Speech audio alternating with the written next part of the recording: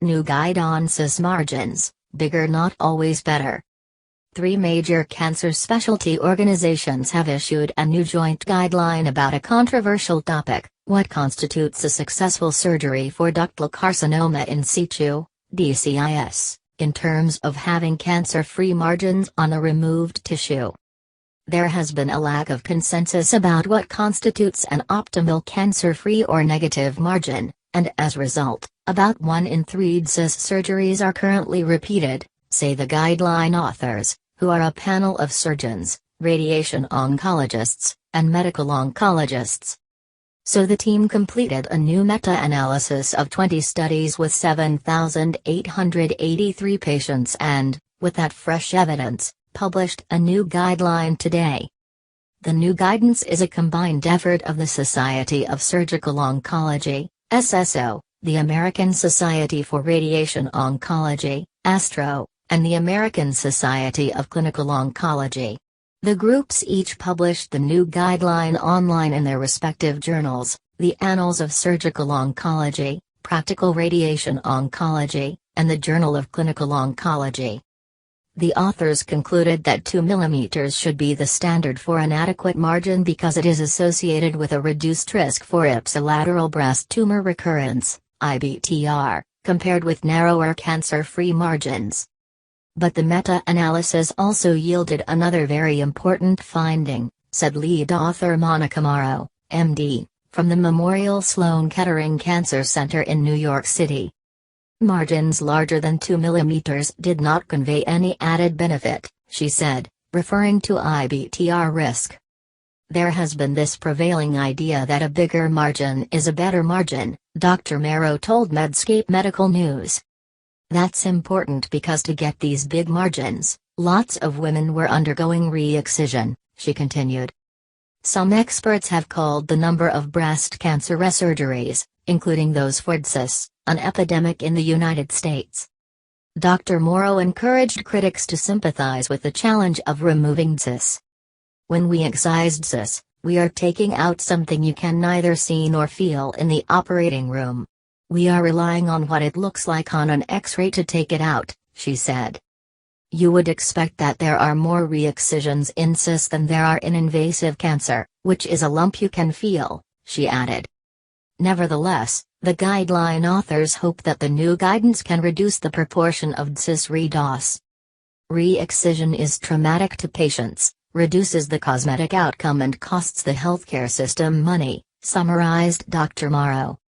Notably, the new guidelines only address the management of DCIS with surgery and whole breast irradiation, not with partial breast irradiation or for invasive disease. This reflects how DCIS cases are typically managed in the United States, said Dr. Morrow. Nationally, most DCIS, 69%, is treated with lumpectomy, and nearly 3/4 of that group will have the surgery combined with radiotherapy, she said, citing surveillance, epidemiology, and end results data from 2007 to 2011. The guidance recommends that DCIS be treated with both surgery and radiation. Treatment with excision alone, regardless of margin width, is associated with substantially higher rates of IBTR than treatment with excision and WBRT, even in predefined low-risk patients, reads the document. The guide also dictates that, in patients with negative margins of less than the new standard of 2 mm, performing a resurgery is not automatic. Clinical judgment should be used in determining the need for further surgery, write the authors. While 2 mm appears to be the optimal negative margin, the differences in outcomes, IBTR, between smaller, narrower negative margins are relatively small. Furthermore, Dr. Morrow emphasized that a negative margin of less 2 mm is not a reason to do a mastectomy.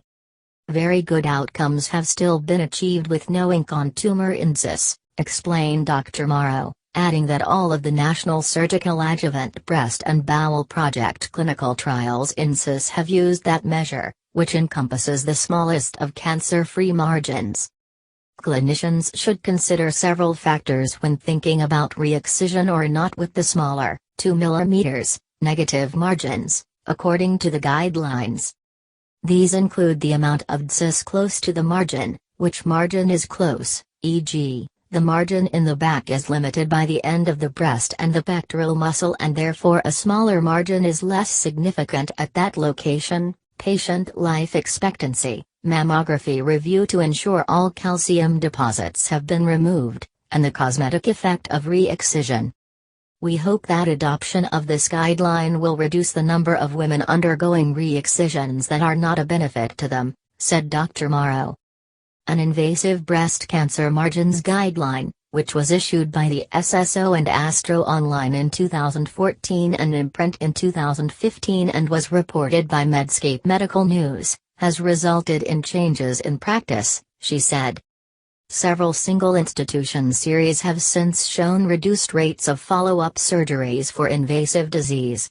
We are also looking at some national data that suggests that national rates have gone down since that guideline, for invasive disease, was issued, said Dr. Morrow. What the meta-analyses show. In the new meta-analysis that is reported in the guideline document, among the 7,883 patients with DCIS and known margin status, 865 had IBTRs. The median proportion of patients receiving WBRT was 100%, and the median proportion receiving endocrine therapy was 20.8%. The median follow-up was 78.3 months, with a median incidence of IBTR of 8.3%. The authors performed two different types of meta-analyses on the data, a frequentist analysis and a Bayesian network analysis. In the frequentist meta-analysis, comparison of specific margin width thresholds, 2 mm, 3 or 5 mm, and 10 mm, relative to negative margins defined as greater than 0 mm, no ink on tumor, or 1 mm included 7,883 patients with a median follow-up of 6.5 years. The study was supported by a grant from Susan G. Komen. The guidelines authors have disclosed no relevant financial relationships.